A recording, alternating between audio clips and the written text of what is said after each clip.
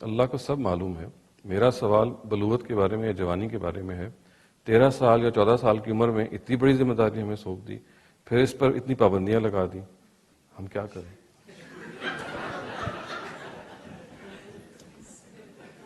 یہ کہنے کو بڑی دلچسپ بات ہے، لیکن اگر آپ پلٹ کے پوچھئے کیا پابندیاں لگائی ہیں، تو آپ دیکھیں قرآن مجید نے ایک آیت میں وہ سب کچھ بیان کر دیا ہے جو خدا آپ سے چاہتا ہے.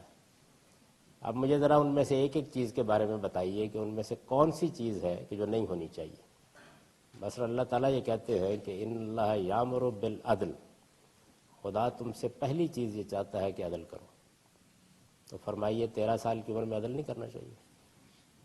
دوسری بات کہتا ہے بالعدل والاحسان، ایثار کرو، دوسروں کے اوپر احسان کرو، اپنی طرف سے آگے بڑھ کر کوئی ان کے اوپر عنایت کرو.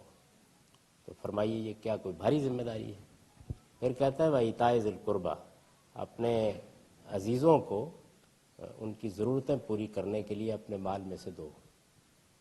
یہ 3 باتیں ہیں جو مثبت طور پر خدا نے ہم سے چاہی، اور اس کے بالمقابل اسی آیت میں 3 باتیں بیان کی ہیں جن سے روکا ہے.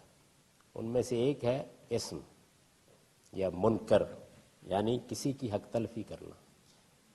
تو کیا 13 سال کی عمر میں لوگوں کو کہا جائے کہ حق تلفی کرو، لوگوں کے حق مارو؟ دوسری، کسی کی جان، مال اور آبرو کے خلاف زیادتی کرنا. اور تیسرے، بدکاری کرنا. میرا خیال ہے کہ 13 سال کی عمر میں یہ آخری بات ذرا گراں گزر رہی ہے. باقی